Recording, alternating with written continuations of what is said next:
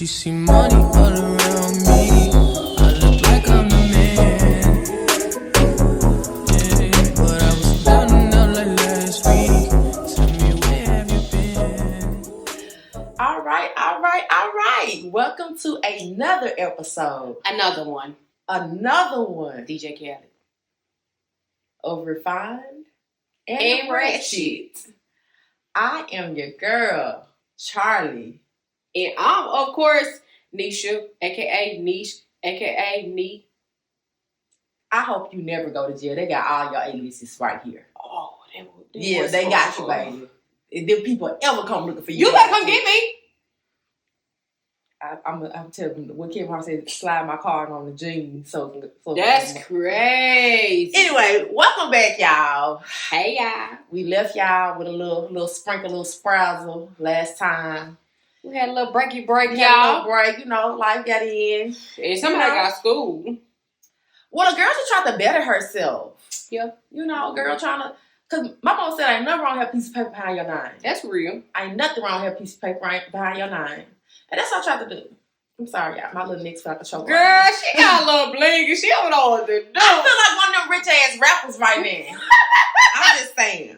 So we looking at our phone, but we trying to stick to a format, y'all. We trying to get a little more form. We're trying to get more organized. So bear with us while we going through this. We ain't true to this. We really are new to this. So don't be like, oh my God, they look at the phone. Shut up. You here with us. Stay with us. Stick with us. We love y'all. Anyway, so this is just us just kind of recapping. I'm doing a vibe check. What's your week been like, friend? What you feeling like? What's going on? Did you survive? I'm by the skin of my teeth.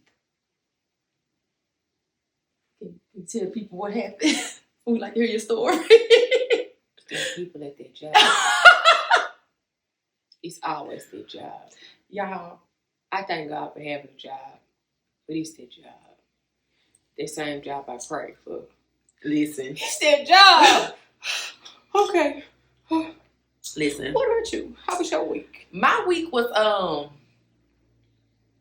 my family. Job is okay. Job is all right. Okay. Got through another class of grad school with an A, baby. Because we smart over Baby, here. when I tell you, I could have shouted to the heavens. Tell something about this rain. It might be squirrely, but it works. It might be a little unconventional, but it works. So got through my class, passed with a 98%. Come on, 98%. Look, was so excited about my grades, tried to send to my mom and send to the group chat. I was like, y'all, I'm sorry, that wasn't even for y'all. I mean, but we cheered on though, because, hey, a win is a win. A win is a win. Speaking of vibe check, like what got you through the week? Was it a song? Was it a book? Did a quote? Did you journal this week? What got you through this week? JENUS. Jesus got me through this week. And him alone. You know what? You heard Marvin say, you alone are God. Because Jesus, if you hear this, help me. Send help. You know what came to my mind? And I never would have made it. Said I never. Glory, because that's all I kept thinking. I ain't gonna make it, Jesus. You know what has been on my brain? A loop. What? Dolce's anxiety song. Well, okay. So outside of Jesus, you got me on them audiobooks. And so I listened to the Danger series. Ooh. So Danger series between work. Your pain is still more. I'm sorry. I'm just trying to see how you got from that job, from that desk, you had a wet spot on the back of your pants. I wouldn't know because I can't see behind me. Oh! I'm talking about the seat wet though, friend. Now, listen you take me too far, okay? I'm just saying. So between the audiobooks and a couple songs. So my favorite, I literally play this every morning when I start my walk to the building. SZA Chill Baby. Okay. Followed by Waves by Janae Aiko. And I discovered a new song called Follow Me by, I think the pronounced the name OG. I want to say it's a Nigerian singer. You know that sound like to me. Remember when Ohio was on Moesha? All right. Easy, cool. Remember that was in the den and he was doing that look. Y'all wondering why I don't be making it through the week. Most weeks, sometimes she be a problem too. I pause for a dramatic effects. Thank you. All right.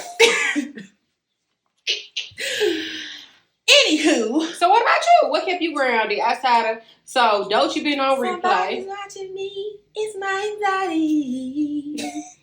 It's my sounds like anxiety. Look, seriously, like I stem a lot, and like I have no seriously. If I go to Apple right now, I know how I play this song at least. I'm gonna just a roundabout number. I know I played this song a good 213 times. Jeez. Like, seriously, it has been on a constant. But I do that. I know why I do that now. Yeah. But I stem. I have been stemming a lot to this, like walking to it, listening to it to get through work. Baby, don't you? You ain't got no money from nobody else from that stream. She gave it to you. That 0.3 cent they pay y'all for streaming. You made at least $3 off me. 0.3 cents. Oh, you don't get no money from streaming. All right, you got 1 billion streams and make $1,000. That's going on, dude. That's Right, crazy. it's crazy, that big bro. But I didn't read any self-help. I ain't gonna lie. Life be life, and I read a lot of escapism stuff. So Yeah. Well, speaking of reading, outside of what we're reviewing today, what have you been reading individually? So I know originally we had planned to do the Daughters of Dawn the Floor series, but we decided to shift our programming a bit. So I decided to read that. Okay. So there was Impermissible Love, Incensed Love, and Inconvenient Love by Aubrey Penn. Okay.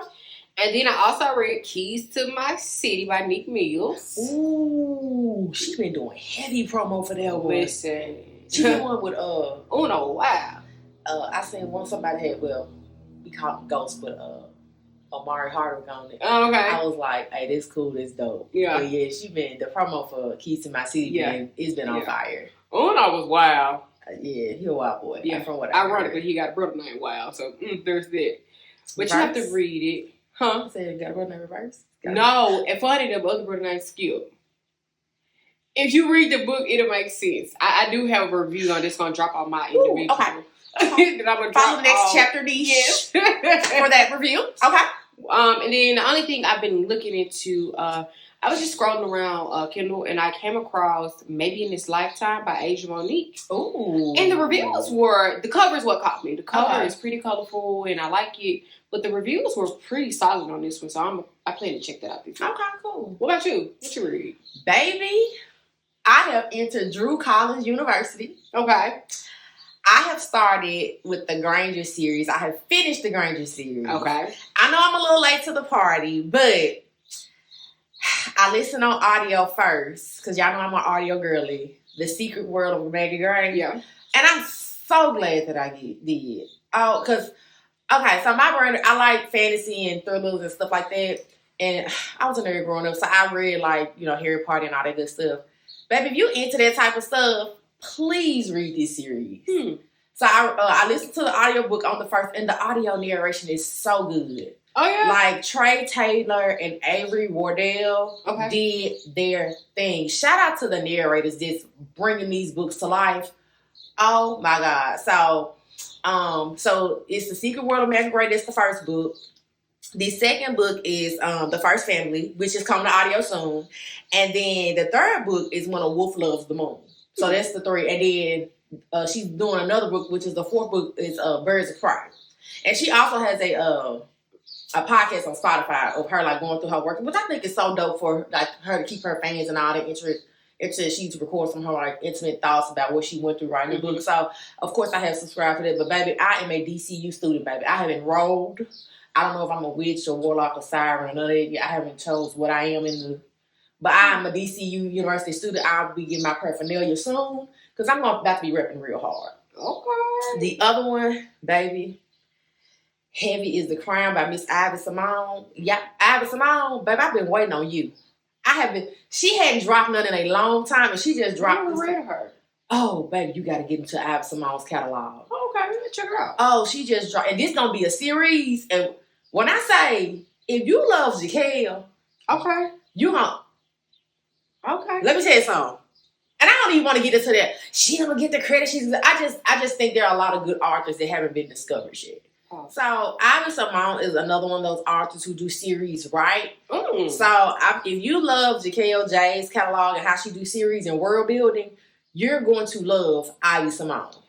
You know, I want to ask them, like, how did they go into that? But, you know, one day we'll be there asking them. That's definitely a question. Speak it. So I just want to, and I don't want to be like, you know, y'all should be built. I'm never going to be that person to stop somebody else's life, to shout out. It's enough life for everybody. But I want y'all to get into Miss Ivy Simone. She is that girl. And I really do think it was just one of those things. She just kind of was before her time. And plus, she was kind of dropping books before book talk and bookstagram was a thing. Okay. But now that she's back, because Girls was on hiatus. Now that she's back, and I started to read it. I had to put it down because I was like, I want to be fully immersed. I don't want to make this a quick read. So, Okay. Ivy Simone. And I had just made a video about her like some months ago. And I think I forgot the author's name, but she was in the comments. I think they're kind of close. And she's a popular author. I can't think of her name right now. She's like, I'll be sure to send this to her and let her know that she's being missed. I was like, thank you so much. I can't think of her name right now. She a big heavy hitter too. And I don't want to, is it Ashante Keys? That's who told her that she would tell Ivy that I was missing her. Okay. Yeah. So, are you loving it? Are you struggling with your reads? Or how you feel about what you did read? How you feel about it? You know what I feel like for real was going on with my read? What? Their job in the way. The job is in the way of the reading. That's what I feel like. Hey. The job got to go. You said it on me. The job is in the job in the way. Now, damn it. Subscribe to our YouTube. So help us with poor. Please subscribe. That's the only thing wrong with my reading. The job is in the way. Job in the way. The job in the way. What about you? Okay. So for everything that I read this week, there was a yes and no. Okay. My yes was everything was good, enjoyed it. The only slight no I had was on book 3 of the LaFleur sisters. Great. Let me be clear. Great series. I feel like I was missing a small piece of a background somewhere, but it could have just been me. My interpretation. It was really good. Mm-hmm. So I enjoyed everything I read. I'm really looking forward to checking out that Asia Monique book. And then now you mentioned this Ivy Simone author. I want to go and look at her catalog as well. So Chef's kiss. okay. I'm telling you. She one of them ones, once you get started in her catalog, she gonna have like, you gonna, like, if you don't start right where her stuff begins, you be like, well, wait a minute, who is this first? And you're gonna start digging. Just how we did Jahquel. You got to read about certain people, you have to backlog her catalog. She one of them. Before we move on to the review, let's get into some book news. I just read a little something about they trying to cut some funding for the libraries, federal funding. Go get a library card. Go get a library card, y'all. I went and got me one 2 weeks ago. Now, are there some slight restrictions? Yeah. But am I enjoying getting, well, at least with my library, I think I get like 15 titles a month on Hoopla for audio. Yeah, they're coming. They're literally coming for literature. Literally, the federal government is, and I saw that, and it's like this is getting so ridiculous, so ridiculous. Yeah, I see my eyes. So I don't know who Zoom we need to get on, but I saw that, and I was like, books I never heard nobody. Nobody. Y'all don't want the children to read. Y'all don't want the adults to read. Because they say, what they say, you want to hire somebody to Put in the book. Put in the book. So that is now leaning towards that. Oh, they're reading. No, we can't have that. At least that we don't want y'all to read for free anyway. Yeah. So I just want to put that out there. I'm not gonna go into it. This ain't, that. Just you'll look it up. You'll see it has literally made nationwide news. They are literally coming for the libraries. So go get a library card. And write to your local people. Yep. Your stateside people and tell them that this is just simply not okay. All right. Now we about to talk about why we're here. Why we here? You know why we here. You know why we here, babe. Why we here. You know why we're here. You know why we here. Why we here? We here because we got to talk about Quinton and Red. Number 1 in the world. Baby. Number 1. Independent. Not only was she indie, but she black. She one of ours. Ours. Yeah. Number 1, baby. Hold on. Put these mics down. Kudos to you, my girl. Listen. Kudos, y'all. And let me just say this. I feel so proud. I was on Threads. And Quinton and Red was like, listen. Shout out to you, Miss Mama. I saw that. For being number one. I saw that. I love to see us make space for each other and give each other our flowers while we're here. Because we know Kenny Ryan is her bar. Mm-hmm. She is, baby, even if she wanted to reach down for some people, she's so high up, she had to tab 2 or 3 chords to even throw down to people, right? But that's why I be trying to get us to see it takes us nothing to just acknowledge each other when we in certain spots. And that ain't even just in the book world, it's just in the world, period. I think we gotta stop feeling threatened that someone's gonna steal our shine. Yep. Gonna block what's for us. Yep. Because what's for you is always gonna be for you. Yep. There's nothing nobody can do. And if somebody comes into your space and steals your thunder or your shine, that says more about them than it does you. So reach one, teach one, help people out. That's it. That's It don't take you nothing to take time out your day to get somebody some props. And I love the fact that she was like, hey, Miss Mamas, you did this by yourself, no traditional publishing.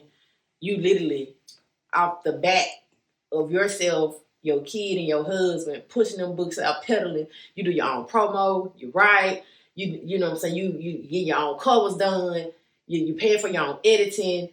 You're doing all this yourself, and you got a number one. I'm proud of her. Man, amazing. I'm proud of her. We so proud of you. Like, Jahquel, we are beyond proud of you. Like, don't stop. Get you some rest. We don't never want you to feel like, Please don't burn out. please don't run out. Please. We don't never want you to be that person, but I'm saying keep going. Not in a literal sense, but like keep going. Don't stop. Don't stop. Get it. That's what a wise man once said.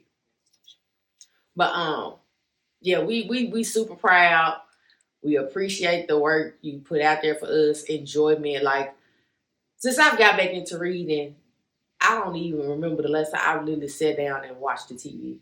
Listen, you know, I'm a YouTube vlog watching girl, and baby, Yeah. I'm so behind on some of my favorite vloggers. I mean, like weeks. Yeah, some of my shows I have not tuned into because you Black authors keep me fully into it. I'd rather sit there and either listen to an audio book or read a book. Like, I don't know what's happening in my favorite shows. Like, girl, I ain't even watched the last episode, the last season of Yellowstone.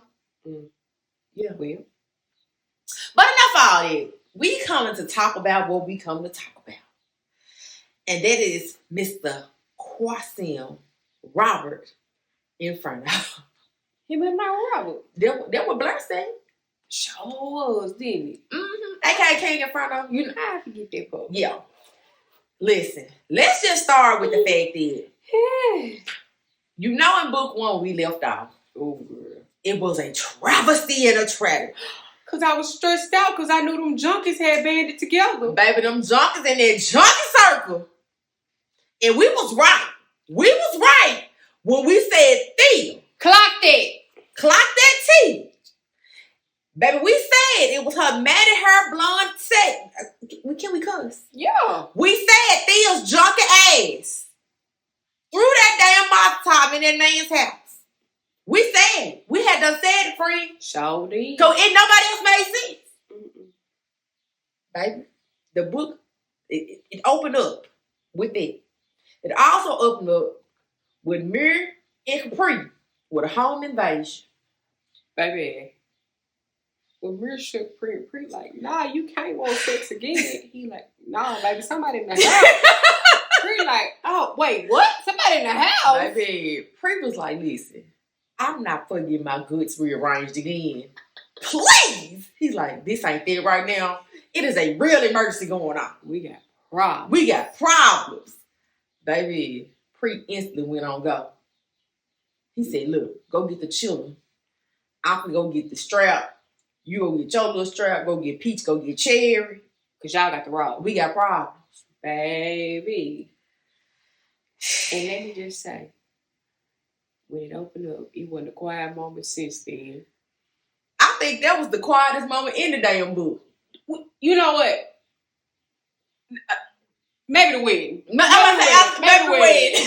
Maybe the wedding. A little bit. We ain't gonna jump too far ahead, but yeah. Okay, so the home invasion, that opening scene alone, it was like, it was so action-packed because you got Quamir, who's not only a husband, he's a father, he got to go protect him all, but he's still gangster to his core. You got Capri, who's now a mama, she's a DA, she's a wife, But she still Big Pre at the end of the day. Mm-hmm. He didn't tell her, get the children, get out of here, go get help. Or so he thought. Mm-hmm. Baby, Pre dropped them children off, and she circled the way again. Capri said, I ain't leaving my man. Nah, she's not leaving my man. Pre go drop them kids off. Pre come back. He mad because he like, in the midst of Pre gone, so he thinks she headed to safety. He called her Wiley. Now, I think this was the first time Wiley has been mentioned. Yeah, that's the first time Wiley had been mentioned. So who we find out who is an Inferno and retired vet. So, he called Wiley because he like, Wiley always TTG train to go. Go. So, he called Wiley, told Wiley, gave Wiley scoop like, hey, bro, I need you to hit the block for me because it's hot over here. Spin it. People in my house. I done sent my wife and children away, and I need some help. Hold on. Baby. Before Wiley leave, he called back. He said, hey, and leave that fucking rocket launcher at home. That's what I'm saying. He called Wiley back like, hey, bro, I know what you like, but put the rocket launcher back. Please. Wiley like, damn. Because Wiley like, oh, we finna have fun tonight. Wiley like, damn. Okay, I'm on the way. Baby, Wiley on the way. Mirror look back. Pre coming back. And he mad like. But he glad she did. Because Mm-hmm. what could I almost have to drop on? Mm-hmm. Baby, Pre hit him with the pew pew. He said, what the fuck? Big Pre. In the nick of time. In the nick of time. And baby, they done cleared the whole house out. Except for that one little so-and-so that got out and shot up their baby bed. Baby, by the time Wiley hit the block, Pre knew was trying to hold it down. Somebody called the police. And Mirror like, where my children? Where my children? And Pre took to the neighbor because Pre said, I'm not leaving my man. Listen. My man. That is said, listen. no.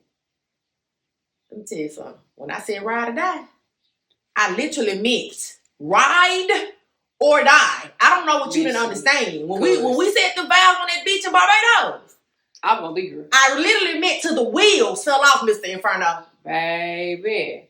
So somebody called the police, right? Police show up. You know how they go. I'm gonna make sure we careful with this. You know how that goes. So they showed up, amped up, chest puffed out, ready to go off.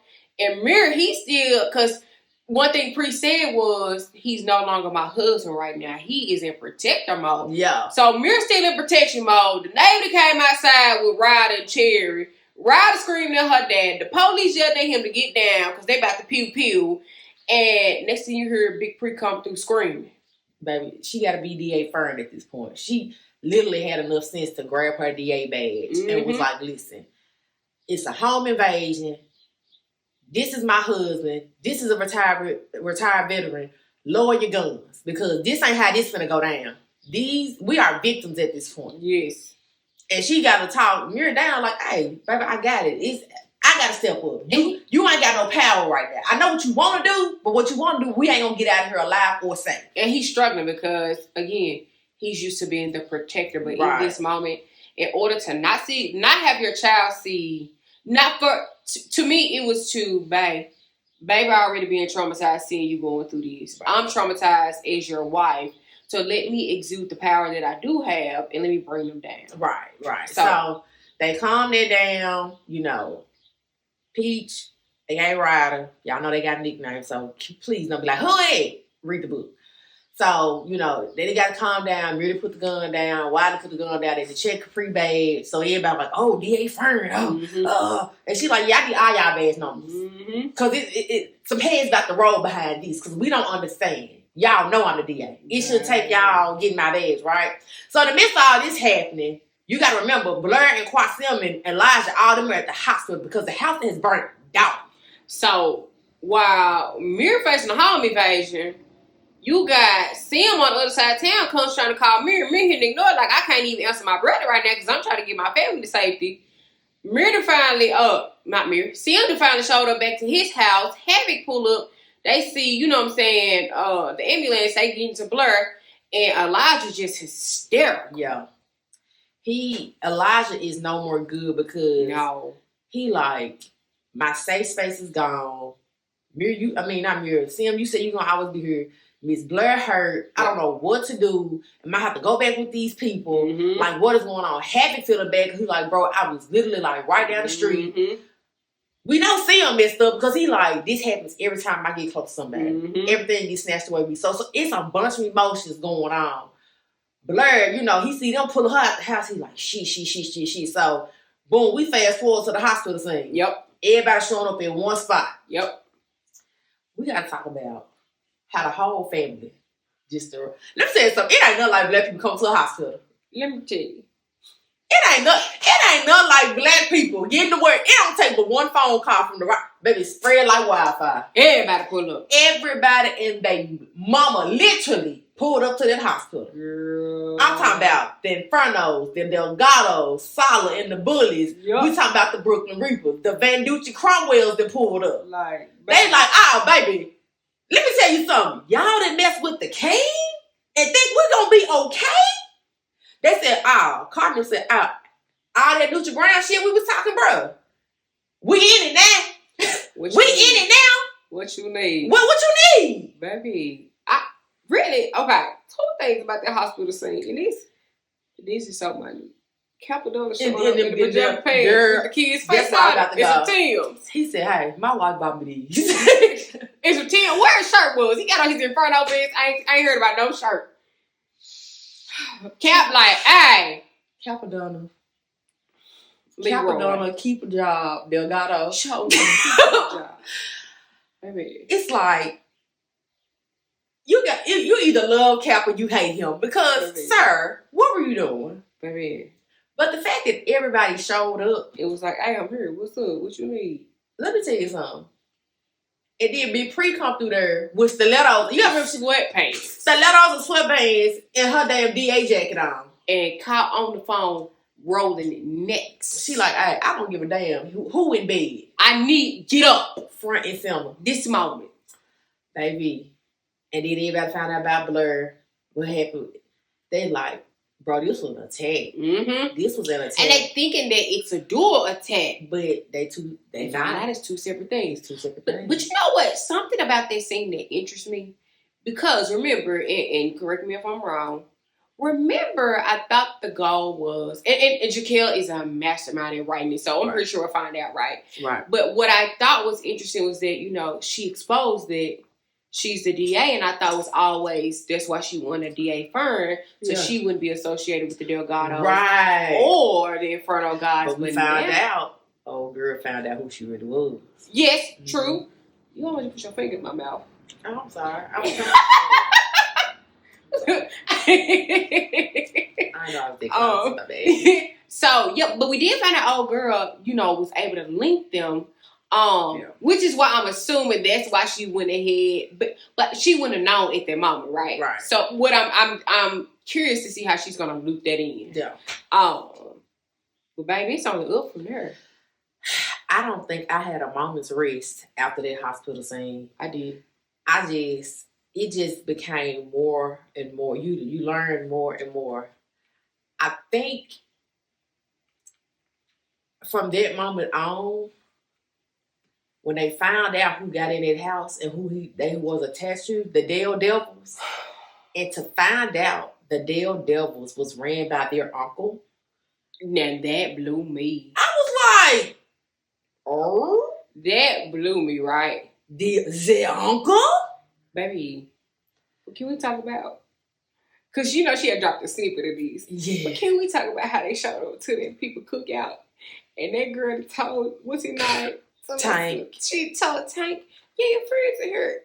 And that he's sitting there, Tank is slowly losing his mind because he know if they there, he ain't leaving there alive. Listen, Tank said, bitch, we in danger.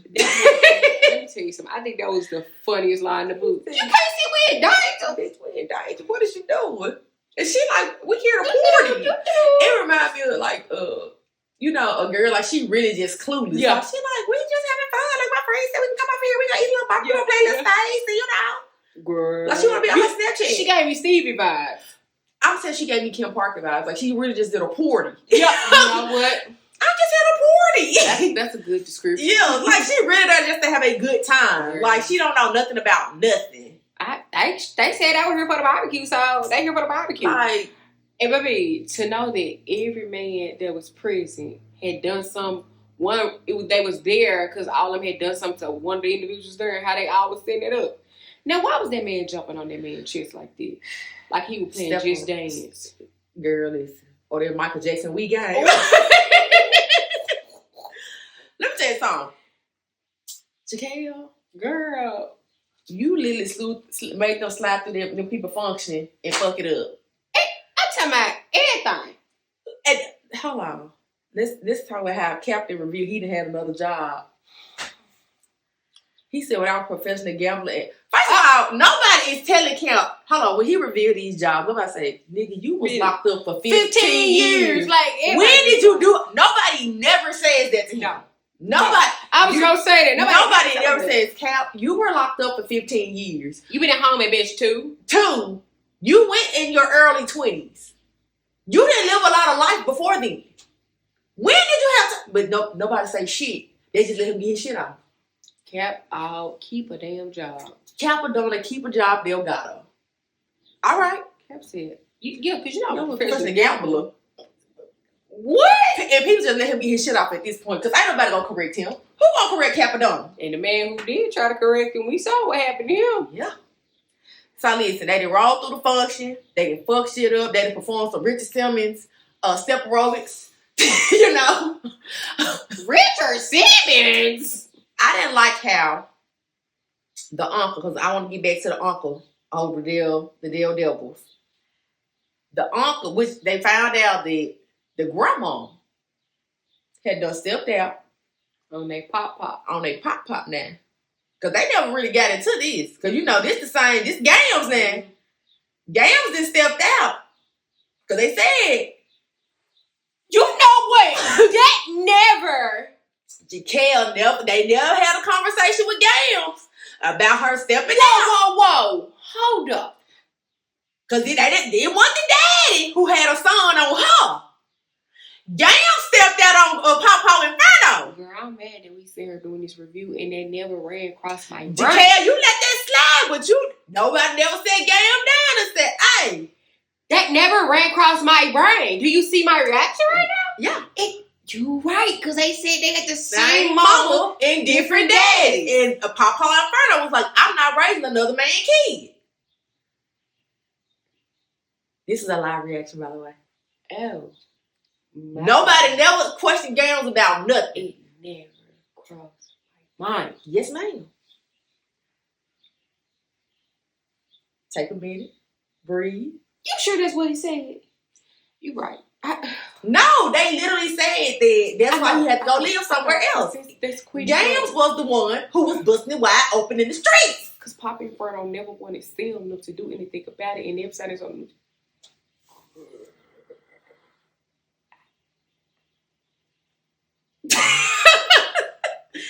So they got this uncle in Delaware who is essentially, so he mad at Papa Inferno for 2 reasons. He mad because he could not be raised in a house with them. Mm-hmm. He's also mad because Papa Inferno basically, he said he took his woman, Mina. And I'm like, listen, that wasn't never gonna be your woman. Ever. Today, tomorrow, the day after that. Never. So you being mad at me for what? She was gonna always be mine. I'm still stuck on Gams. Okay, keep going. I'm distraught. Live revelation. My girl. Yeah, and Gams got so much wisdom in but Gams, there's a story there, and if we know Jahquel like we know Jahquel, she didn't touch on that for a reason. She didn't touch on it for a reason. I wonder how many more people gonna watch this and realize they didn't connect that dot either, because I was playing because I would have said, did I miss something? I played Connect 4 with everything but that. Yeah. Go for it. Connect 4. That's why my millennial girl is. Okay. Yeah, she did not. All it said was, truth is I'm tired. Okay. All it said was that there was the half brother. The grandmama stepped out. He's the leader of the Red Devils. Other brother the leader of the Infernos. And there was that on that. You is not lying, girl. They never even mentioned who the daddy was to the other devil. But if we know Ja, we know Ja, like we think we know Ja, we probably gonna get that. We gonna get that. Story. Uh-huh. So baby, Yeah. The brother, first of all, the brother trifling. The brother real trifling. So what you find out the brother and that damn Tookie Dookie and Polo. This was my first time hearing about Polo. Yeah, it was right? my first time. This first time about Polo. Who is he's the leader of the Red Devils. He's supposed to be like a son to Red because Red ain't never had no kids. Right. So he took Polo up on his little wing, yang, whatever. And Tookie basically is supposed to be running the Crown Vipers. And Tookie ain't got no money. He ain't got no dope. He ain't got nothing. Tookie is a junkie. He running junkie circles. How many times I gotta tell y'all that? Why y'all gonna let him lead y'all anyways? He a junkie. What junkie you know is successful at leading something that's a real junkie? The boy in the book was too busy waiting on his next hit. It's the first thing. It's such No, it's a functional. There are some functional He addicts. just ain't one of them. I think he's a junkie. I think there's a difference between functional addicts and junkies. Yeah, that is junkie behavior. He is a junkie. Yeah. So Tookie then linked up like, hey, we gotta make some shake, My people run out of this, out of that. So they supposed to be meeting on mutual grounds. And let me tell you something about them Inferno men. They don't give a damn if you on your deathbed. When they hate your guts, they just hate your guts. When I say nobody had any sympathy for Red and him coughing and I'm on my last leg. That man to myself, I'm sick, Quinn. And he was like, yeah, fuck you. Anyways. That's what he said. Quinn back Yeah, I don't even want to come to your funeral, nigga. Quinn told that man, what he say? I piss on your grave. Yeah, like, let me know when the funeral is, nigga, so I can come piss on your grave. Because Like- nobody can fuck you sick. Quinn like, This ain't gonna change how I feel about you. but I think Papa, what we did see, and remember I kept asking, I always felt like Sim had a little bit of static with his dad. And Yeah. I always wondered that. But I feel like we got a glimpse of why. Because there'd be times Sim want to react and Papa like, nah, be chill. Yeah. Stay. And he like, be chill? Yeah. What you mean? Yeah. So. And we totally skipped the part, but we can go back now. So, before we get to this mutual ground, we have to go back to the part to where Blair was in the hospital Mm-hmm. and she saw that look in Quasim's face because, Blair made it out. They like, you can go back there and see her now. And she looking at Quasim and all that. And she like, look here, don't start that running shit. But you know what? Don't start being no track star because I'm telling you now, you leave this time, you can't come back. He's a runner. He's a track star. He going away when it gets hard. She was like, don't you start that. If you run this time, you better stay gone. But y'all, what we didn't tell y'all, and y'all, of course, y'all know this like a 300-page book, but we try to cover so much. But there is one point I do want to touch on because we did skip around a little bit. But before we get to that meeting, that dream. So you want to call it a dream? Basically, Blair, while she was unconscious, it's like she was in this place. And most people, I like to call it limbo. Yeah, I know a lot of people that say they have visited like where they were unconscious basically in a comatose state where you don't know whether they're gonna live or die, or live or be unalive. Basically, there's this limbo state, and so she was there, and then she was there. She's walking to the light, and she see this little girl, and she realizes Hardy. Girl, and Hardy comes and talk to her. And baby, when I tell you, I teared up so bad on that scene. Well, Hardy basically was like, I sent Elijah to my dad. yes. And Hardy, like, keep basically saying, take care of my dad. Like, basically Hardy giving her stamp proof, like, I love you for my daddy in so many words. Yeah. And Hardy's like, and I'm going to protect your baby boy. Yeah. And then And she was like, I'm his angel in heaven and you his angel on earth. earth. I was Girl. like, and let me just say this. Jahquel, when you be saying play this song, you read this chapter. She does a really good job at it. Bro. And let me say this right quick. You know how I feel about this, what I'm about to say. Oh. I can tell a true music lover. When you go 90s and you don't automatically go Tevin Campbell, can we talk? When she had Tevin Campbell, I'm ready on the playlist. I said yes to Jahquel because he has so many more other songs than Can We Effing Talk. When I saw Tevin, I said, you know what? She got Tevin Campbell. I'm ready on this playlist. I said, yeah, I'm going to listen to this one. Ja, you got exquisite music taste. When I saw that one. She did good with that playlist. That playlist, but I was like, oh. She did real good. Girl. Baby. Now, So Harley is like, she sees Harley and she also sees there's a lady that's smiling at her. Yeah. And Harley's like, okay, I gotta go. Yeah. And they never said who the lady was. Never say who the lady is, right? So Harley skips off. And as Harley is walking off, Harley is saying something, but Blair can't hear her. And then Blair comes to, and Sil is there, and so that's what she has the conversation like, "Hey, bro, I ain't no running about it." Yeah, she like, look, I put my foot down this time. Like we locked in, baby. We locked in. Ain't no switching up this time because I'm sick of this shit. Yeah, I'm sick of this shit. And Sim was like, "Yeah, I think I'll leave this time." And then even Mir have a conversation with him, and I love the fact that Mir and Blair have their own relationship outside of Capri and Quasim. Yes. And he like, that's my best friend. I'ma see her happy. Like I was slide for you when she was trying to mess with Zay. I was slide for you when she was out here trying to entertain other niggas. But bruh, you my brother. Don't play with my bestie though. Don't play with my bestie though. Like Mir was like, listen, Blair deserves happiness, bro. And if you ain't gonna give it to her, you gotta let her go. And I love that. I really, really do. Because some of y'all dudes, y'all friends don't be holding y'all accountable for the fuck shit y'all be doing. I was just going to say that. Yeah. Men have to learn how to hold their friends accountable for the things. And that's his brother on top of this. So for him to be like, hey, leave Big Blur alone. Either you there or you not. That's just what it is. Because this back and forth like ping pong, I ain't finna keep letting you do my best friend like this. That's it. Yeah. So Blair go home. They got on restrictions. Sim is locked in. Elijah is so glad to see Blur. Yeah. And so, y'all.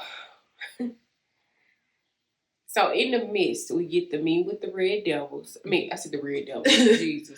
The Dell Devils. What Red Devils? I don't know them. We get the meet with the Dell Devils, but there was also a point where Blair is basically Sim got home house arrest. Like, you can't do too much. Yeah, he got that girl. He catered to all that good jazz. And so... it's her and Elijah. They're chilling, having a good time. And he has his iPad. They're in the kitchen. I cannot forget this scene for as long as I live. Yeah. We're going there right now. We ain't gonna allude to it, but they read it. They know. No, I'm not talking to. We're gonna go hit this scene real quick. So they're in the kitchen, and Mir comes over because he is like, what y'all got going on? Woo. Yeah. He come over. Elijah's sitting there. So Elijah go off to play. He go in the backyard because he sees some frogs. I think he saw some frogs. Yeah. And so he go off to play, and, they sit there talking, and somehow they get on the subject of Elijah. And Mir picks up his iPad, and Mir looks at Blair, and y'all gotta read the book, but... Yeah, it's... And I remember Ja writing a point at the book in the trigger warning. In the trigger warning. Come on now. She was like, there's going to be a scene. I will not write it completely, but you will know it when you see it. Right. That was that scene. Yeah. And what they saw on Elijah, like she had alluded to it in the first book with him bedwetting and stuff, and him having attachment issues and stuff like that. And you said that you like something, and we both agreed, like something had been going on with Elijah. Yep. As to why he was so fearful, like, he found a good thing in Quasim, and he never wanted to be alone, and he stayed up under him, and he was wetting the bed as frequent as he was. Because you remember when I said Theo was trying to sit in that boy with that man in Arizona? Yep. I said, something ain't right. Who is his uncle? Like, just some random ass uncle. So they saw something on that iPad that was very disturbing. Insert imagination. And Blair saw it, broke down. She was like, we gotta tell. We have to. And it was like, man, we don't want to. But they know if we keep it from him, he gonna be mad. Sim get home. Blair had a conversation, and Sim was like, I gotta go run. And Blair was like, I'm talking about, I just need to go run. Mm-hmm. And he go take his run, and he breaks down. Was it at Capone driveway? It was a scene. I think he called Capone and asked him to come outside. Yeah. Was Capone already outside? He was already outside and he was breaking down. And let me say this. I like how Ja writes. We always hear about sisterhood. And I think what's wrong, and I ain't going to go on with soapbox, I think what's wrong in our community amongst black men is that they don't have a lot of community and they don't have a lot of male friendship. And if you notice in all of Ja's writing, she's very big on having community amongst black men. She's always great about, it ain't just a dap or what's up, nigga, what's up, bro. It's always, give me a hug, let me kiss him on the side of the forehead, let me show him love, let me embrace him. And it's like that moment was a great moment. Like, we ain't gonna make you feel less than because you breaking down and crying in front of us. We're not gonna tell you to toughen up. Let's go ride it done because we finna go kill everybody out there mess with him. It's like, no, we need you to sit in this. You need to be vulnerable. You need to feel everything that you feel because this is some messed up stuff that happened to this little boy that you care about. Yeah. Sim sat down at the back of that car and he's losing his shit. Yeah. Capone is like, whoa, we ain't never seen Sim like this. Yeah, then Capadonna. So he called Capadonna. He just came over there. No, I thought he called Cap. I think he just had to come over there, right? He called Cap. Okay. He called Cap to come outside, and Cap came running outside. And was like, "What's going on?" And he sees Sim losing it, and Cap like, yeah, because you gotta remember, Sim don't show a lot of emotion. Right. He's just he's very stoic. Like you never know what he's feeling. He has his emotions well. Yeah, he's just. So they cover him in brotherhood, and here comes Joy outside like, babe, everything okay? Yeah. What's going on? And so, then Blur and Elijah come walking up and they just latch onto him and hug him, and he loses it. Yeah. And so they eventually get to a point where, he's calm enough, they go home, but they step forward, but they do have a conversation with Elijah, and I think they sent that back in the tailspin. Yeah, like. And I'm glad that at that moment they just was like, we're not going to pressure you, but you have to tell us something because we don't know how to fix it. You know what I'm saying? Right. But they make the decision right there like he's never going back. No. They got court on the line like, bruh, hey, something ain't right. Top flight of the world, Craig. Do what you do. Yeah. And from there, Sim was like, everybody got to pay. Yeah. From there, y'all thought that was a lie. We couldn't even cover everything that happened because, baby, from there, it was like, boom, boom, boom, boom, boom, boom. It was like, whoa. Yeah. When I say Ja wrote that so good, I really want to know what was her process to lay all the events out because, baby, she did that. It was very much jam-packed. They didn't got through all that. And, baby, amidst all that, Jahquel does great with doing backstories, right? And I always wondered how Tookie Dookie signed those divorce papers. Because in Quasim, the first book, Bear was excited. She was like, wait, he signed the papers? Like, how that happened? Well, in this book, we find out how. Big Boss Lawyer. Big Miss Lawyer. As her boo Gerald, Goon Wraith likes to call her. Zoe showed up to the function. Zoe done pulled up to the block. She like, listen, we can do this the easy way, or we can do this the hard way. But you coming about my girl, and she finna come about that last night. Because what we are is done, and we tired. We tired and we done. Baby. Zoe said, you gonna sign them or you gonna sign them. Listen, because it is today. She hopped out with her little bodyguards. And took me like, this one, I ain't never like these bitches. She always think she was a she always get too much lip for her. Yeah, she a baddie, but she never I like Blur because I can control her and you can't control Zoe. He said, you know what? You done always been a bitch. She was like, yeah, hair beside these papers so I can be a bitch elsewhere. Baby. Because baby, the fact that she got out her, what she got, she had some Celine shades on. I think so. And looked at him like everything he had on was beneath him. Beneath her, I'm sorry. She was like, you're poor, you're dusty. And you a junkie. Sign these papers so my girl can be free. He said, I ain't signing shit. She said, you know what? I know somebody that can make you sign them, but you're interrupting his quiet hour. Back when she said, do you want me to call this man? My Tookie said, man, give him a motherfucker. Hold on, before he get there, she said, he was like, who you talking? She was like, yeah, his name is Menace. He said, I ain't never seen this nigga in my life. But I done heard about Menace Cassette. And I'm not finna fight what I can't see. He said, this man is a ghost. Quite effing literally. Tookie said, I'm dumb, but I ain't that dumb. She said, she said, listen, I'm trying my damnedest in my heart. It's not to call my big. I love the fact that she was like, listen, I could still call my big brother when it's time for that age. Because we heard you got to read Minnie's book. Yes. But we know how millions give it up. Yeah. She said, now if this power go out on your block, you know it ain't because you ain't paid your electric bill. So he said, Like, yeah. And if you interrupt that quiet out from Mr. Menace Caselli, he's really going to be smoking the city. So, we can do this one or two ways. Yeah. You can sign the papers willingly, or I can go get my big brother. Yeah. And it ain't you. She gonna literally pull off that block and make a phone call Immediately. It ain't got nothing to do with these two men with me. That they just here. My brother though, Hey, this is the story though. baby, but look at you. He said I can't fight a ghost. Tuka said again. I can't see him coming. Tuka said I'm done, but I ain't that dumb. I ain't that dumb. Oh, Even junkies got enough common sense. baby, now It ain't enough dope in the world to keep me high. now in that chapter, there's one thing that I must read. I have to read this word for word because Tuki, I don't like Tuki, but Tuki had me crying laughing. So Tuki living with his mama because he talking about his baby mama said he be tripping and moving funny. And I quote, Tuki said, bitch, I'm always moving funny when I'm high. What you want me to do? Give up getting high? No. Well, yes. Yeah. Yes, sir. I would love for you to stop getting high.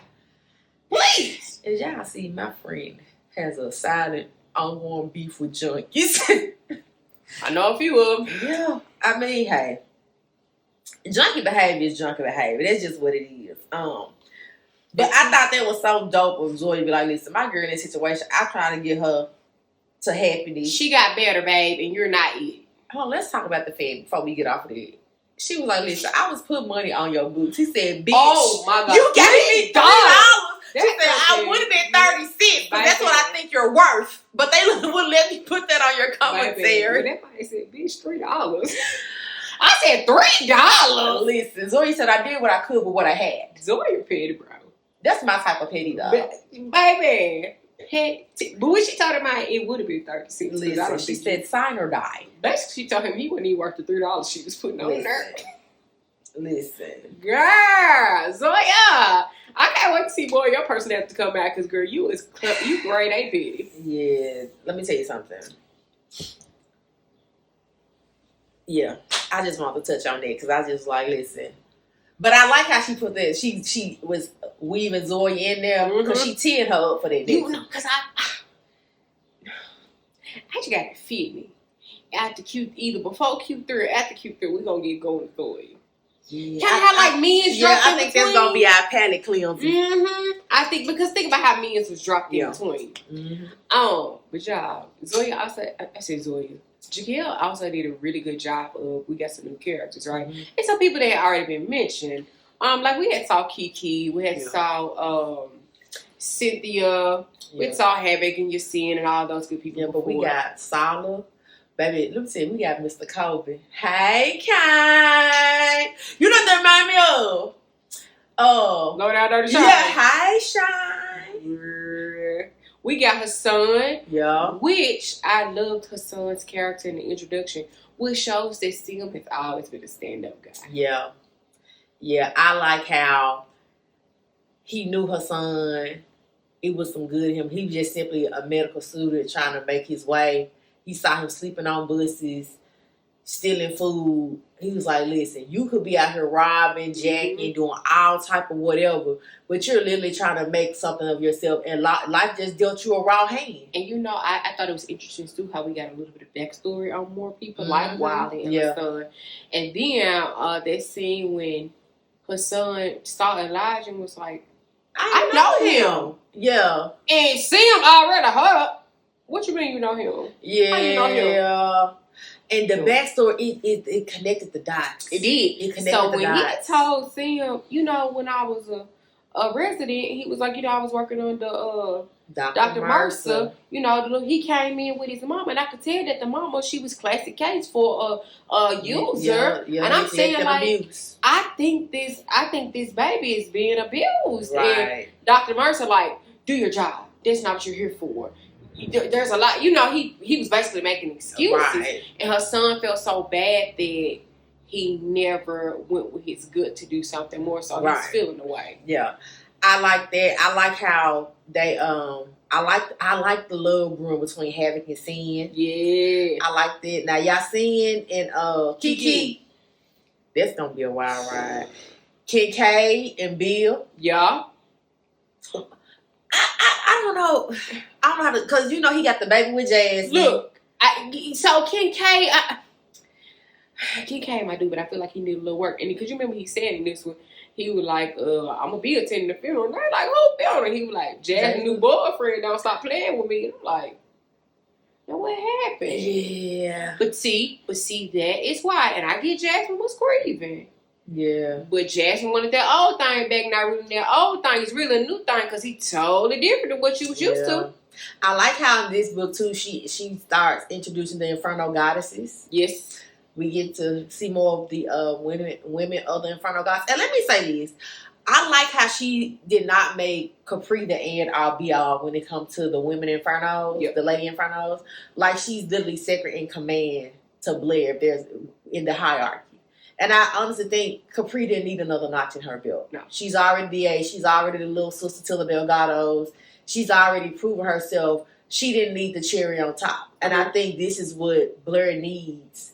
Like, she's been through so much, so you got with the king, now you're the queen. And I like how they respect her so much. Mm-hmm. Like, and Blair not painted as the big bad wolf. Like, she's finding herself her footing.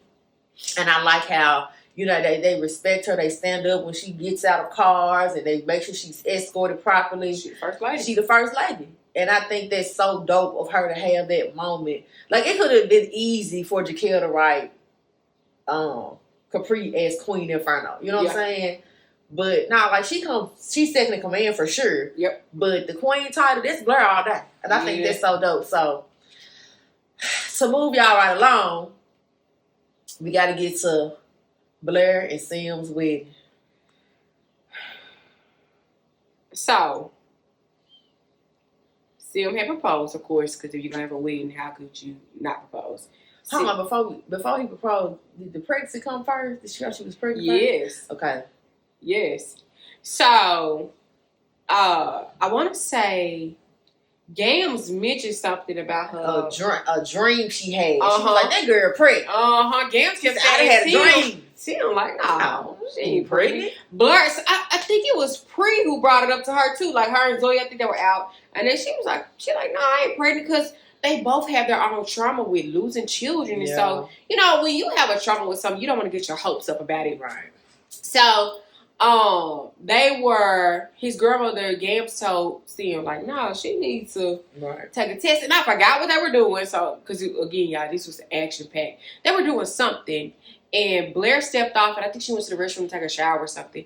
And Sim hopped on the phone, and he whispered to Pre, like, hey, you got some pregnancy tests over there? And she's going, Pre losing it. He's like, you got some tests. Hurry up before she comes. And she was like, yeah, I'm about to bring her right now. And here go Maria in the background. I'm coming too. That's my best friend. That's my best friend. Go best friend. That's my best friend. Listen. So here come Pri and Maria in the house. And basically all three of them accost Blair. And Blair like, what y'all doing? What's going on? And they like, you can take these pregnancy tests. And she was like, I'm not pregnant. And they explaining off all the stuff she been doing. Like, yeah, baby, you gonna take these tests. Right. So they explain all the stuff she been doing. And so Blair like, oh. And so Gams even pop in the room like, yeah, they like, so we go in the bathroom with you. And it was so interesting that Sim that was saying, no, y'all not coming in the bathroom with us. So they all going in the bathroom. You got Premier Gams sitting out and Sim and Blair go in the water closet. And so she nervous, he nervous. Girl. And they in there talking and praying. They get through praying. Me and them toss them, amen.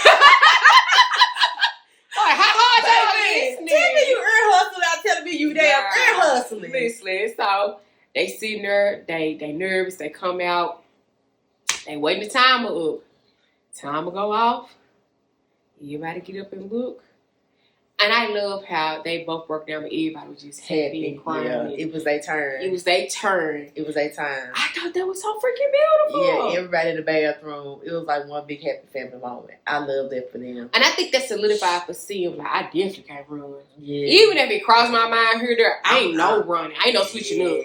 I like that. I like that so much. I was like, that was like to share their moment, especially to share their moment with people that has been rooting for you for so long. Yes. Like, it was like they were like, bro, finally! Yeah. Y'all, it's y'all time to shine. It's y'all time to shine. Like, we had our moment, now it's y'all moment, and everybody's like genuinely happy. I thought it was so dope. Yeah. So then they move on, they Sim proposes to her.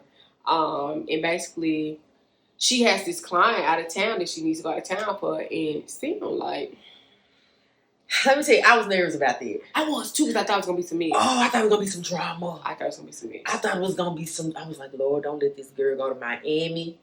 But he had another bike crew out there that looked out for her. And he sent a couple IGs with her as well. Yes. And Elijah went with her because there was so much going on back at the crib, because they're starting to connect the dots and realize the devil's got something going on. You got the Chrome Vipers that's after him. You also got Miss, she don't even deserve the title of Miss Lucia Parker. Oh, baby. When I found out what they was doing. Ooh, girl. So he let her go, but he had stipulations. You gonna get a beach house. I'm gonna get a beach house for the IGs. Y'all gonna stay there. You gonna have somebody with you. And I'm sending y'all away. Y'all gonna go. Yeah, and that's when her son, when they get on their plane. That's when her son noticed Elijah. I know him. How the hell you know my son? So they go to Miami. It's all cool in the gang or whatever. And so that's where he proposed it. I thought that was so dope. Because they were supposed to be going to dinner and Blur like, man, I don't feel like putting on no makeup. And Elijah like, I think I left my necklace on the beach. Yeah. And it was just, I was like, yeah. Okay, Blur. Yeah. That was a really good Yeah, that was a good moment. I liked it. And I liked how Elijah was in on it. I just thought it was, and then everybody came out on the beach. The family was out there. And then I also like, he was just like, Mirrors, like he was telling her, I don't know why y'all got everybody get excited to be married on this damn beach in Barbados. So look, before we move to the movie, you know what I thought was interesting? So they talking about, getting married, and they already knowing that Mir started the trend after the Delgados get married. Yeah. Because they bought the beach on, the beach in Barbados. So once they realized what has been happening, and they're setting up, and they had that shootout on the highway, they organized, because at that point, Sam said, F that neutral ground. Yeah, that neutral ground. That neutral ground out the window. Yeah, it's a wrap for that. Baby. Like, y'all that came with the king and the prince. Yeah. Y'all know how they get down. Baby. And Sim, I don't know, when I get back, it's all business. It's all business. So Sim said, and funny enough, y'all, it was Blur who suggested they get married early, because when she find out, no, we can't go to the wedding, because we ain't talked about big toe box. Because that's why they moved the wedding up. So Miss Burks had kept texting Sim trying to get his attention. He kept blowing the office, so finally he like, I'm going to go meet up with him. So Blur got her IG guys, and she asking Harry, this when we the met Kobe, y'all, because her and Sim, they at the bar. They at the bar, and so Blur like, so where's him at? What's him at? Oh, he had to go take care of some business. So where he had to take care of her? Where's my man? Because I know you know. And she was like, you know what, you got to, because I got his location. And you gonna take me? He said, no. She's like, I'm gonna go. He's like, now you know you can't roll it by yourself. She's like, oh, you take me then, baby. Blur. And so her go see it in Kobe. We going too. Because we found out that Kobe is Havik's best friend, who's also gay. Yes. And there again, this is why we love Jahquel. It's just like, you put the most unconventional people together. You got this big burly man who's deaf, and you also have a man who is gay, flamboyantly gay, very happy about being gay, and they're the best of friends. And he like, he became my best friend because some boys was picking on me. Yeah. We was in school, and he beat them up. Yeah. And the fact that Kobe and Sin is click tight already. She ain't having no questions. She ain't like, Sin like, this your friend? I ain't my friend too. Baby. Blur pull up. They go to the restaurant. Blur go in there, pull her a chair, but sit down, and Seal don't know. He just like, nigga, you in danger. Seal like, she was big Blur. She was Queen Inferno. Now, let me tell you something. Berkeley did try to get a little spicy. Let me tell you something. Let me just say this. If reading the bitch down was a person, Big Blur would be it. If being Petty Betty was a thing, Blur was it. Can I run down the list of names she called this girl? Everything, because I got her. The floor is yours, darling. Go forward. What she call her? In a matter of under 10 minutes at that dinner table, she called her Birkin, Badman, Badman Forward, Bernie Mac, Binglebop, Bernie Madoff, Bahama, and Benny Hunter. And she's like, my name is Berkeley. She's like, I don't give a fuck what your name is. Baby. To me, you're nothing. You're no one. Now, I'm going to ask this question. When it came to getting people's name wrong, who did it best? Was it Menace, Caselli, or was it damn Blur? Who we giving that crown to? But I gotta give it to Blur. You know why I give it to Blur? Because she was the least unsuspecting person to do it. Because think about Blur's character throughout all. Unproblematic. Blur went from being scared and crying and screaming in the shootouts to now she pulling up willingly like, what's up? Baby, Menace called green every color in the rainbow. But baby, Blur had some fire for that ass. She said, I'm going to call you everything but your name. She called that girl Bernie Mac. I said, now you know what, Blur, you took it too far. What you call she called her badminton. You know what a game of badminton is? Girl. Some shit people I don't think people play that game no more. So Blur, baby, you won over Menace Caselli. We know he petty as hell. You were the least unsuspected character to call somebody all those names, Big Blur. Baby. So I said, listen, it even had Sim join in on it. But look what Sim joined. It's like, y'all, Kobe, Heavy, and seeing at another table. Ordering food. Then so they get up, go to the bathroom, Sim and Blur go to the bathroom. Yeah, why they looking in the people's bathroom? Sim got the girl on the sink. Leg up.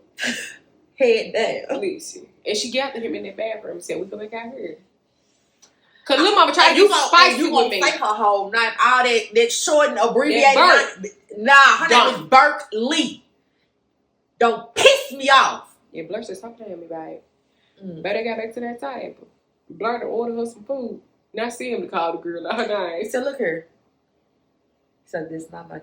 But Berkeley did come with information. That's when they revealed the whole egg harvesting thing. They found out who Thea was. And baby, that's when they revealed. Well, hold up. Remember now the egg harvesting. They knew about the egg harvesting and all that before. That's when they revealed Lucille Parker's role in trying to set Sim up. Yeah. Would get him on a murder charge. Mm-hmm. Yeah. So because what it was, Berkeley was hoping that Sim would put in the word because she wanted to try to have a conversation with Pre. Yeah. And interview her. And she was like, I'm trying to get on her schedule. She was like, and I want to tell you something that I found out because she was trying to meet. Now I thought there was I thought there was Lucille trying to talk to Pre and getting her off. Lucille was, but remember Berkeley was trying to talk to Pre as well and do an interview with her. And so because she went to Lucille, she was trying to do, I forgot what she was trying to get information on with Lucille. Oh, yeah, and then she left her recorder. She left her recorder. And because Lucille just kept rushing her out of there. And so she called the next day. Remember, Lucille's partner let her get her recorder. And that's when she heard all the information. Mm-hmm. And she told Sim that basically Lucille had a plotted plan to set him up on a murder charge. Yeah. Let me say how I was floored when I found out that Rich and Thea, the whole egg harvesting thing and within itself was wild. But when I found out Morgan's old nasty ass, and again, y'all gotta go back and backtrack. You know who Morgan is and all that. Morgan, basically Thea came to them because she thought she was getting a house job, a housemaid job. Like a housekeeper job, right? And they basically trapped her, kept her in a room, and been harvesting her eggs. Rich would come by the house, found out Morgan had shady dealings. He saw her, was nice to her, or so she thought the definition of nice was having, relations with the girl and got the girl pregnant. And we found out that Rich is Elijah's daddy. And Lucille basically said Rich had fell in love with had fell in love with her, about to leave. It was about to leave her. Mm-hmm. And Thea's back, so it's like, dang, you was really just a lost woman, just trying to, it alluded that Thea was running away from her hometown. Mm-hmm. She had messed up, was running the wrong circles, getting high. Yep. Probably getting occasional high, small town stuff. And came to New York and basically was getting used for her eggs and stuff and got roped in with the wrong people. Now I'm going to ask you this, because we ain't going to spend too much time so we can hit the wedding. When you found out, when they did Lucille's chapter and found out she was looped in with the deal devils, she know Red, she know Polo, she know Tuki. But when you found out that she was the one that had Thea called Cherie over to their house. Girl. And it wasn't Rich. Now, I don't know how Jahquel gonna spend it 3. But to find out that Lucille was the one that attacked Cherie. And the fact that Thea was trying to tell her, bitch, you in danger. Right. She was trying to tell Cherie, like, thinking that she going to meet Rich. Yeah. And because Lucille trying to get Thea to do it, Thea backed out scared, like, nah, I ain't doing this. Yeah, that was a wild one for me. Lucille keeping Thea close, because at this point, because this was a flashback, y'all. Yeah. Lucille realized her husband or fiance was Rich. Rich was her husband. Yeah. Her husband in love with another girl, and she not gonna let him go. So we got to keep this girl close. But at what point, Lucille, do you realize Rich really don't love you like you think you do? I think she knew. I think she just one of them people that couldn't let go. Girl, when Jahquel threw that, I was like, whoa. I did not see that coming. I did not see that. That was the plot twist I did not see coming. So if that's the case, Rich really did get killed. Yeah. So counted for no. Oh, I'm sorry, y'all. Rich really kind of got unalived for no reason. Yeah, and it sucks because he went along with it. Yeah. Cause he doubled down and told him what she get for switching up. He was talking big boss stuff. I think Lucille probably told him what she had done. I think we're gonna get more information on it, but well, maybe he wanted to back out, and Lucille was like, "I'll take your whole organization down with the CVs, Crown Vipers, if you don't let this rock." Because we found out also how he ended up even leading CVs because Tukey was always in charge, but Tukey was a junkie. So Rich had to step up. Girl, I don't like her no way because even how she handled Aaron when her I folks never had liked died. it. And I think that was just a cover up for Trilla. Mm-hmm. Yeah, because they know who killed her folks. Mm-hmm. They know. Think about it. How come she always the one showing up to all Always showing up to investigate some shit. Yeah. Yeah, you get yours, bitch. So, yeah. So we moved to the weed. We moved to the weed, baby. They in Barbados. Here come Cap and Mir, wedding planners. Y'all. Capadonna, keep a job, Delgado. Baby, Cap said, I'm not a wedding planner, I'm the officiant. Huh? When you become an officiant, Cap? No, he told me, because he said, well, Gams ain't gonna like the cake, and they was on the phone. Capadonna frustrates me. He not even a real person. He just frustrates the entire fuck out of me. Like, why it frustrates you? I love Cap. It frustrates me because he be getting off these jobs that nobody know you ever did or had, bro. I mean, clearly he must be good at them because nobody stopped him yet. Clearly. So we get into the wedding. Of course, they gonna do it the only way the IGs know how to do it. The Delgado know how to do it. It's on the beach. It's beautiful. The night leading up into the wedding was just amazing within itself. And it was just like, how long we missing something?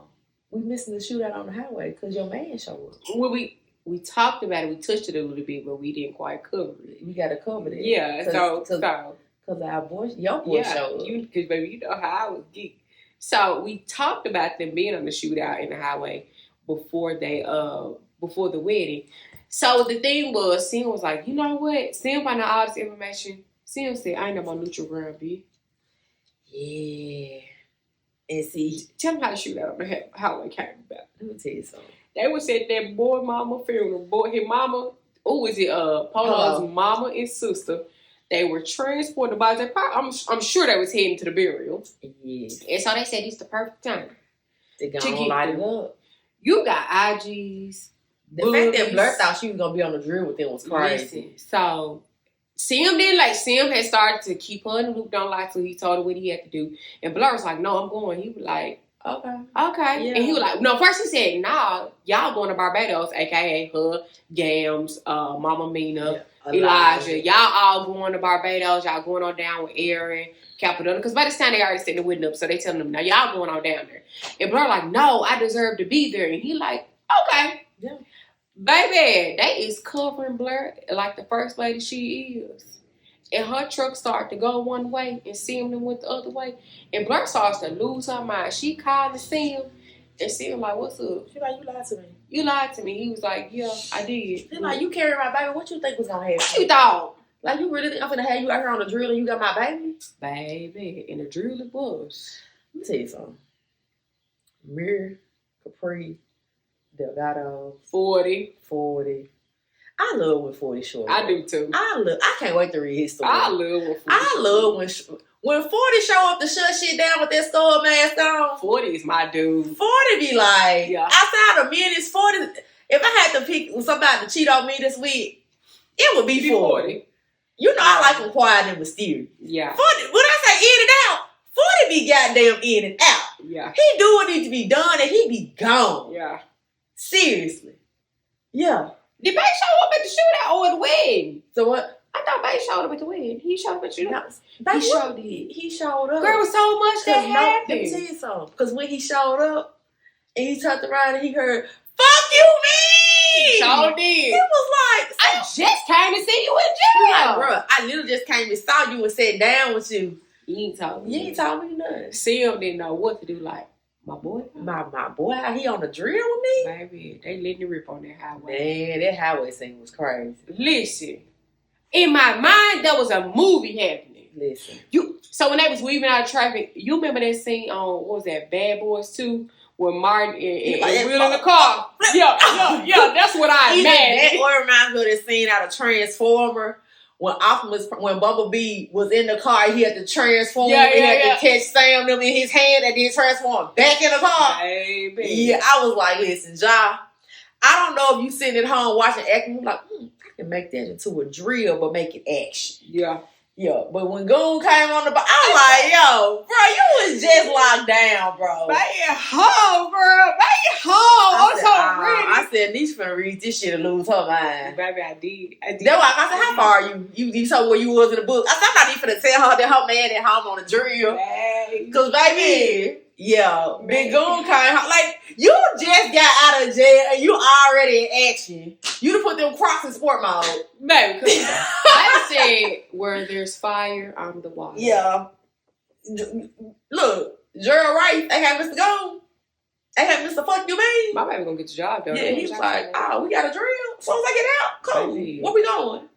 When I tell you they rode, you had the bullies, you The had the Reapers, Reapers, like the IG. Scott and Carter, like and Papa Dez. Papa Inferno. Slide with his daughter. Listen, baby, now I can't lie. I thought you would have thought I was in the midst of a real scene, but my heart was beating fast reading that scene. Yeah. It freaked me out. I was like, oh, they gotta make it to Barbados. I was like, please, they gotta make it to Barbados. Y'all don't do this to me, girl. Yeah, but they made it to Barbados. Yes. Mir and Capadonna put the wedding together beautifully. But we gotta be real. She wrote that scene beautifully too, because it wasn't that, oh, they toast sheet up and they all right beside time. No, they had a real panic moment. People was waiting and seeing like, okay, where's such and such at? And I loved that because it was not predictable then. Yeah. You know what I'm saying? Like, everybody might not make it this time, but we hoping and we praying, but we just don't know. Right. So I thought that was dope. Yeah, so, everybody make it. But Corleone could make it. Corleone couldn't make the wedding, but my boy showed up in basically a tank. It was clearing the way. Cor said, oh, y'all ain't gonna leave me out. Yeah. I was just sitting behind the computer. Yeah. So maybe everybody make it. They headed to Barbados. Yeah. They make it to Barbados. And I like seeing Barbados. I like when they get to sit down, they have real peace. And I like the fact that they get to honestly be in the house and chill and have their moments with each other and just be family. Like, they get to be family. You get Zoya Blur and Capri off as they group, who they are over friends. You get Alea and Aaron to be able to join them and, see the dynamic of, Pre has two sides. Yeah. She's friends with everyone, but those are her best friends. And then she got her sisters. Right. So you get a chance to see them have that mix. You get a chance to see the fellas have that mix. You see Sim and Mir having a good time as brothers. You see them with their IGs. You see them with Capone in the mix. You see Mama Mina and Blur. It's just, you see so many good scenes. And I thought the best part was when Blur turned around and Augusta May was there. Girl, yeah. That was a dope scene. And then, baby, the men on the beach. Yeah. So they talking about, so they do my favorite part about Barbados. Well, I had two favorites. I know which one you're talking about. But baby, they call themselves gonna go to the cigar lounge and Kiki like this his bachelor party. I like how they said we showed up because y'all say fucking ass shit up, so we gonna fuck y'all shit up. They go to cigar bar, the men chilling. And then some girls walk up. So you see him being petty because he mad at Kiki because Kiki said she done got her a man. Child. And seemed like stop playing. You seem like stop playing with me. Please. Baby, they in that bar and some girls come up. And here goes Mirror. I'm married. Yeah. That girl said, basically, I'm gonna put my eye out. Yeah. Mirror like, cause my wife crazy. Well, I don't want no type of problem. Capone, Capadonna sitting there like, oh my God, Joy is crazy. Yeah. I don't understand. Capone like, please. I'm gonna go home. Please, no. Havoc being petty, the girl comes sit down and talk to him. That fool started doing sign language, knowing he could hear the girl. So you see him being petty like something he be doing.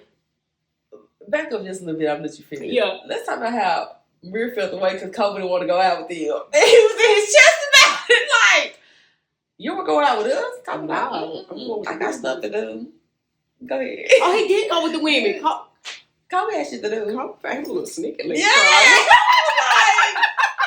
ain't going with y'all. He ain't gonna do it. He was like, Kwame was like, you gonna do it? He was like, So it's 3 girls. One girl doing way too much. So she over there we seeing. 2 friends over there we seeing. The other girl, she sit down.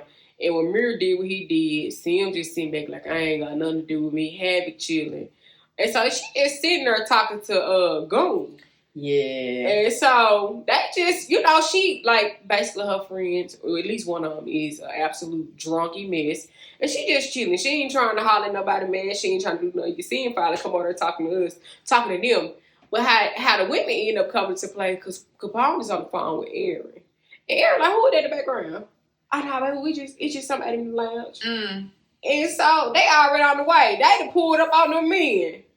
Baby. So since y'all always want to show up and pop off on us. Period. Baby. But then one girl got the popping off at the mouth. Ooh, baby, Blur tried to reach across that time, but she jumped. Baby, and then why they jumped that girl individually? Yeah. They beat that girl up individually. Good. And her friends just sitting there watching. That's like they said that was she get because she talk too much. Talk too much. Yeah, because sometimes you need to just get your ass beat. That's what's wrong with the people in the world. Baby. Y'all get your ass beat enough. Baby. So those people, Kiki come in and said, oh, so you want to talk about me having a baby, just what you know? Yeah, but everybody comes to clear out kind of slowly. My favorite part, they get back to their house. And so Pre and Blur's at the house, and they hear loud singing. Why is it Mary Seal? Because they didn't stay at the cigar lounge and drunker than a skunk. The fact that them fools were singing, we ain't getting no younger. And Mary saying, do it. I can imagine my head. Do it. Listen. And Sam just go ahead and so they outside pre-laughing so hard she peed on herself. That you and your husband don't be. Y'all both pissy. Both of y'all pissy. The pissy couple. Y'all the pissy couple. Y'all pissy matrimony. Let me tell you something. Listen. If this wasn't a good book, I don't know what y'all consider a good book. Yeah. The wedding was Capadonna. Keep a job there, go. He didn't officiate the whole. First of all, the fact that she put he probably tells him he got papers, something he done printed off the internet to officiate the wedding. He done cussed at the house, so his mama like, Capadonna. I'm sorry, mommy. Yeah, baby, they done had some good times. Night before the wedding, we got to the wedding. Blur looking beautiful. Oh, that scene when Mina came. Oh, and gave her that in the rosary. Yeah, and called her the Queen Inferno. They did it for me. I was like. That to me, she know, she had been slowly building with me, but she was always nervous. But that signified, Mina loved her for her son. Yeah, and she was coming back to herself. Yeah, baby, it was such a beautiful wedding. Yeah, it was a beautiful wedding. But what I be mad about, the happy moments be so fucking short lived. Cause she done left her on a fucking cliffhanger. We ain't gonna forget about the fact that my boo was pressing Zoya hard. And my boo was being a man. Let's talk about Gerald Goon Race. Was all up on Zoya to the fact. First off, she didn't know he was there. Cause she was like, when you get home? Cause I think that his new lawyer, her friend, didn't tell her. She didn't tell her nothing. On top of that, He was like, yes, so I'm coming for them chocolate babies. Listen. And I already talked to you, bro. And when that girl said, I got a man, that fool said, not for long. Not for long. Like, what we even talking about right now? Like, what you mean? He was like, I already talked to your brother. Yeah. Go back to the girl, he was going to lie to that man. And like, you be okay. Yeah. And that girl said, well, no, because if I like, because he asked her to lay down with him. And she was like, no, because you just going to think I'm like that. And he like, any fucking way. You're mine, babe. You're mine, babe. And get it together. Yeah. Or forget it forever. And we gonna be together. So like she said, I called you messy on the other day for a reason.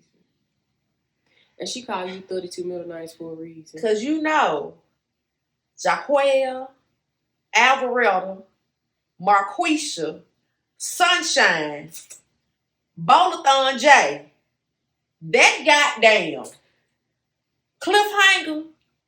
We went from the happiest moments to this clip. To what the fuck? That we went from, bruh. I think my pressure went up. It's like, why? It was just a beautiful day in the motherfucking neighborhood. Okay, Mr. Rogers. And that's where I'm going with these. That's where the fuck I'm going. Everybody back from Barbados. They got motherfucking tan line. The children started back to motherfucking school. Everybody mental right. People done went back to work. They ain't got no more PTO left. You know, shit is happening. PTO? They ain't got no more. They went to fucking Barbados. They use shit up. Hey, be quiet. Let me get my shit off, okay? All right, I'm trying to pack the scene for you. Okay? Everybody is back to business fucking usual, okay? Big King then pulled up to the motherfucking firm. He hopped at the goddamn junkie that's always been the motherfucking junkie. In front of that motherfucker. Now he ain't no junkie, he a motherfucking wine, though. He like to drink. Homeless man. Then he be drinking. He be on that oil, be on that drink. Okay? Now you been sitting on this motherfucking corner 32 years and don't do nothing but get motherfucking drunk and be homeless. This you been doing for 32 motherfucking years. Then all of a sudden you turn to a fucking prophet talking about the king and the kingdom and shit gon' fall. Now today you got a wise motherfucking word. When the king is gone, the kingdom falls. Yeah. Like this. Today you the motherfucking oracle. Today you got some wise shit. Today you ain't bad. Oh, my Lord and my God. Yeah. And Quasim like, nigga, what the fuck you say to me? And I hear, ra-ra-ra-ra-ra. I beg your father's motherfucking pardon, Jahquel J. Oh, we missing one big piece. I was gonna get there. When Mer said, is that That's true. short? And it's CHER and stop? And they hear the shots afterwards. Let me tell you something. And pre-yelling Mir. Blur hollering Quasim. Let me tell you something. If Sharique's still alive. If Sharique is still alive, it better be one or two reasons why. She was scared for her life and went to hide, or they did something to that bitch memory and she don't know what the fuck going on. It better be one or two reasons why that bitch still alive. Because if we find out she the motherfucking op. I think she the op. Let me tell you something. I'm saying. Let me tell you something. I think she the op. Because the only way you flip that, who else let her start there unless they talking about her mom? But what y'all will understand that because according to Thea, you hit on the head with a fucking carving board. You knocked her out and carved her body up, unless that wasn't her. Because remember. But now when she came, she said, you got to make this quick because I got to go pick up Harley. When she came to the house. Right. She said, you got to make this quick. Thea was trying to warn her. Lucille come out of nowhere and knock her out. Because when that Lucille that knocked her out, it wasn't Thea. Yeah, but she said the things we did to her was unimaginable. Exactly. They never said what things were done. But they said they dropped her body off in front of her mama's house. What if it was a body so severely mutilated? We know that people have faked their deaths and peak bodies that look very closely similar. Because if she's so carved up and cut up that bad, can you really recognize her? And if you're in the middle of grief, do you really think about doing an autopsy or DNA testing? If that's Cherie, I'm just saying. and that bitch on the wrong side of this. Another Tasha. And this why Papa Inferno said she's a dirty bitch. And remember, Papa kept saying, she's a dirty bitch. that's what made me think that Cherie's alive. And I said that Papa knew, but remember when Sim was with her, he kept saying, something ain't right with her. I'm telling you now. I'm telling you. I'm just saying, I could be wrong. I think Cherie was an op to begin with. I think she was a plant to get on Sim good side. And Think about it. Far. Think about it. Red Ben won his spot. Remember Papa Quinton said because he wanted to leave the IG. He wanted them to have, and then he tried to get them to be a joining force. And Papa like, no. Think about it. Then here come, now Sam is the head. He did pretty lady in his life. Think about it. And then Tuka still on Blur. Think about it. I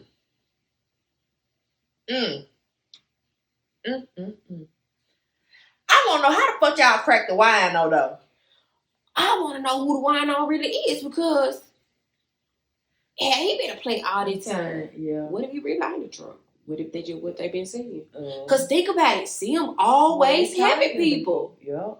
Her son. I think who else he always because he got a soft spot. Elijah, Blur. Think about it. Pyro the cat. Think about it. He stay called Pyro. Wiley. Think about it. The triplets. Yeah, Sim has a giving heart. Yeah. He's a giver. He's a protector. He's so now you got to watch out for the fucking wine though. Like I said, you've been on that counter motherfucking 33 years. Drunk. Listen. Now all of a sudden you got a motherfucking message like you motherfucking Morpheus from the Matrix. Listen. I don't trust you, nigga. Listen. So we might well slide on to what was most shocking, because we're here. That was it for me. Me too. I'm telling you though. So what's your prediction? Well, what was most shocking to me, the first one was Lucille's involvement and how Cherie really died. The second was Rich being Elijah's daddy. And the last one was that junkie giving that motherfucking prophecy. Okay. But we're going to call it a false prophecy because the devil is a liar. Yeah. Victory is mine. No red. So for me, what was the most shocking? Rich being a dad was very much shocking. Yeah. Very, maybe it was not on my big old card. Much shocking. Not on my big old card. Lucille, she seemed shiesty in the last couple of months that we got a little glimpse of her. Mm-hmm. Now, her being completely wrapped up into, because they all really playing this out when you think about Tuki. Tuki really want to get high and have a little power. Red and Lucille really know each other, and I think there's a backstory there. I think they have a relation. Because she's older. Bingo. And then Red really playing Polo. Polo don't realize he too busy caught up in wanting the power, the money, the fame. Mm-hmm. He ain't realizing that Red is really setting him out. He being a setting out at this point. I was never shocked by the things that were not mentioned, but imagine about Elijah. But the doctor being Dr. Mercer. Well, when Elijah saw on that TV and had that breakdown. Now, I thought the doctor, when he was telling her son to mind his business, I thought he was involved in the loop in the ring and he knew who Theo was. Mm-hmm. I knew who I never expected him. I thought he was trifling because reason why I thought I never thought he was the one that was doing unimaginable things to Elijah. I thought maybe Elijah knew his face because of Elijah's reaction as a kid in the bed. His reaction never gave like he was afraid of him at the time of that scene being read. But did I think he had some involvement in everything that was going on? Yes, but coming out, when Elijah had that breakdown, I said, I'm gonna tell you what messed me up too, though. What messed me up was when he was like, when Sim had that cup of liquor, he was like, I don't like the way liquor tastes. It makes my throat burn. So, and then Lucy was like, we got to get that boy back because if he gets to talking, all of us going to go down. And that's when we really... So, I'm trying to figure out, what does Elijah know that they don't want him to tell? Well, we know apparently by Dr. Mercer being the AG, that's one big problem. That's one big problem. But it got to be something bigger. It's something way bigger. Is it other children involved? Are y'all keeping these children somewhere else? Who is that person in Phoenix? Do they ship other children off to that person in Phoenix? Is he another big wig? Because y'all want Elijah too bad for me. Baby. And then Lucia, it's like you hate Rich so much that you gonna do anything to. You hate this, and you let her just go off and get high because that's her own demise. You just hated her anyway, and then you know it was a product.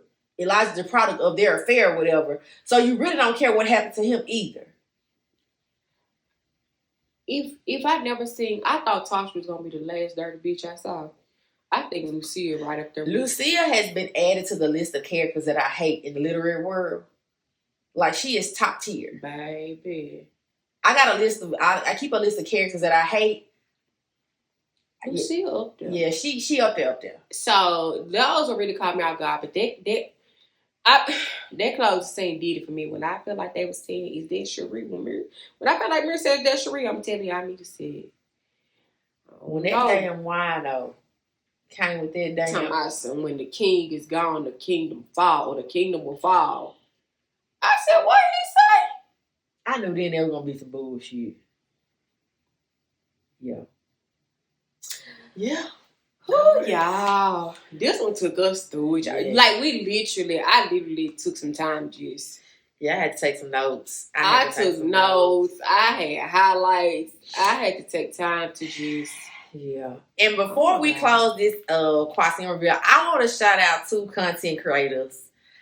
Baby, let me say something, because I look forward. Like, they be all in with the job content and the Delgado and Inferno God. And that is Brianna Reads It All and Jasmine's book list. If y'all not following them, please go follow them for they doggone graphics and they content. Baby, if you never read them, the content that they make for Ja will make you be like, oh, I'm gonna go read this book now just because they made content on. So shout out to you, Brianna. Shout out to you, Jasmine. I love to see what y'all come up with when y'all do. And they do. And listen, this how people be so excited about. They don't get paid to do this. They just do this because they just love the work that y'all do. So I think that's really dope of them. So we're moving out of Ja land. People want to know what we got next as far as, what we going to be reading or what we going to be reviewing next. What you want to tell them? So what we're reviewing next, we are introducing a new aspect because someone got me into this whole... It's me. I'm someone. Yeah. She got me into this whole immersive reading. So Lady Nisha dropped... there is the audiobook version to Lose Control. And then you guys know she did a Lose Control, what was it? Let's Go Half on a Page 2. Yeah. Which was part 2. So we have decided to not only reread Lose Control in full out review at this time, but we're going to do it in conjunction with the audiobook. So we're doing the audiobook versions leading into the update that she did on them. It wasn't a part 2, it was an update. Right. So that's what we got up next. And... what about new authors? Anybody that you've been introduced to that you looking out for, or you reading their work, or that's on your radar right now? A couple things. So new authors. I'm not sure if you follow her, but there's one of the book girlies. Her IG is Miss Campo. Miss Camp 0419. Okay. And I saw her post a graphic, and I was like, oh, I like the graphic. And I read the synopsis that she listed. Okay. That's the description. Well, come to find out, and correct me if I'm wrong, but I think this is going to be her first book that she's writing. And she's going under the pen name C.M. Campbell. Mm-hmm. And it's called Colliding Into His Arms. Oh. And I thought that was so cool and dope. So I wanted to shout her out because when I saw that, I was like, oh, I like this. And I love to see the book girlies, who are so immersed in the world, they try their hand at writing. Yeah. So I'm excited to see. I know she said it's coming April of this year. Yeah. So she kind of doing what Cammie did. Yeah. Content creator to. Oh, at least that's what I'm making an assumption of. Okay. So I'm excited to see that. I did see there's 2 other covers I saw. And one is called Saint Valentine by Chantel Davis. Okay. I've never read her, but the cover really had me intrigued. And then, unbeknownst to you, I don't know if I'm about to pronounce her name correctly. I don't know if it's Keita or Kiete, but it's Kyeate. I don't know the correct pronunciation. Yeah. I don't know. We sorry, but we're gonna get your name right, but we do Right. want to highlight you though. So those are some things I've been looking at, but I'm really excited to see Okay. CM Campbell book that's going to release next month. Okay. What about you? I don't have anybody on my radar right now. I'm just, and this ain't no knock or slight to anybody. I literally just got done with school. So I haven't been able to like look into nobody else as far as like who's new to me, because everybody is, my TBR is definitely full. Jesus is full. Yes. But it's everybody that I'm familiar with. I haven't sought out or scouted out any new authors. Okay. So what I will say, what I am excited for as far as new releases though, or upcoming releases, what I'm excited for is The Opportunity by T.M. Richardson or Tati Richards. Okay. This is a part of the series of The Oath and all that, so why choose romance? If that's not your judge, it's just not your judge, and we're not going to go into the whole thing of that. But she's already released some art. I think I saw her on Threads. So, she was talking about it on Right. Threads. I wasn't in that number to be one of God's favorites. But I didn't apply either, so let me stop playing. But that's coming real soon. I actually read The Oath first. I'm actually listening to The Oath again because it's an audiobook. Yeah. So, I'm looking forward to that. Also, I'm looking forward to the audiobook to The First Family by Granger. Okay. That's done. So those are the new releases I'm looking forward to. Okay, so as far as that covers upcoming releases for you. What's on my upcoming excitement? Of course, Q3. Of course, but we don't know what y'all gonna drop, and I respect her not releasing her dates. Yeah. But of course, isn't that an automatic? Yeah. Because baby, this cliffhanger she left was on. I'm stressed out. And then also, well, no, that was it. That's all, because I haven't scouted out anything new either. I think I'm going to give myself a couple of days to just take a little break. Yeah. Take a little breather, refresh, try to catch up on life because, between work, run the business, trying to get back in the gym and get fit and get healthy, I need to create some stability for a little minute. Yeah. So I might take a little breathing break. Yeah. Same here. That's why I said I'm not looking for nobody new on the radar. And then again, this is not to slight anybody. I'm not gonna say nobody's worthy because you all are definitely worthy. It's just like, oh Lord, it's just been so much. But that's all we got for this episode. We want to thank y'all again for watching. Thank y'all. We got like 20 new subscribers. Yeah. Like, man, I don't know, that might not sound like a lot. but baby, this YouTube game is different. I don't want to say people will blindly follow you on different platforms, but they will blindly follow you sometimes. I think the work it takes to grow an actual successful YouTube channel versus social media pages like TikTok, Instagram. I'm not saying all of them are not hard work. Yeah. But YouTube is definitely a different beast. Yeah, it's a different beast. So just thank y'all for hanging there with us. We will be doing a giveaway soon. We just trying to make sure we got the audience to give something away for. So if you haven't subscribed so you can find out about that giveaway. And tell your friends about us, because y'all know y'all like to see us on this white couch, honey. Yeah. And again, when y'all see this, make sure y'all are commenting. We like to interact with y'all. Don't just watch it. We want to see y'all thoughts. We want to see if we were spot on. If we miss, especially if we miss something, because we don't want to. We get y'all have read it too, and we don't want to take up, because baby, we did a deep breakdown. We'll be here for hours, but comment. We want to talk to y'all. So, even if y'all have some constructive criticism about things we can do better or y'all would like to see, let us know. Yeah. Like, you want to throw something. please. And as always, make sure y'all are following us on our social media platforms. Again, to follow our page together for Refined and Ratchet, it is Refined and Ratchet on TikTok and Instagram. And Refined is spelled REFINEDANDRATCHET. Refined and Ratchet. That's on TikTok and Instagram. If you want to follow us individually, I am Plot Twist Charlie. Charlie is spelled CHALEE. I'm sorry, I had a brain fart right then. And she is Next Chapter Niche. Niche is NISH. So we have to put our socials out there. We'll put them on the. What we put them on? I said on the board, girl. Yeah, baby, we tired. But yeah, just subscription box. So we'll have all that link for you below. Am I supposed to point somewhere like the girls be doing? No. Okay. I've already told y'all to subscribe. Yeah. Times. Yeah, but yeah, so just make sure y'all follow. And again, we engage. We definitely do. We engage. And we just, again, thank y'all so much for the support. We love to see y'all, come in and laugh at us because we like to laugh and have a good time. So this has been fun. We will see y'all for the next review. Tune in and lock in with us. We know it was long, y'all, but we'll see you through. Bear with us. Bear with us. All right, y'all. That was it. Another R&R episode in the books. Until next time. Peace.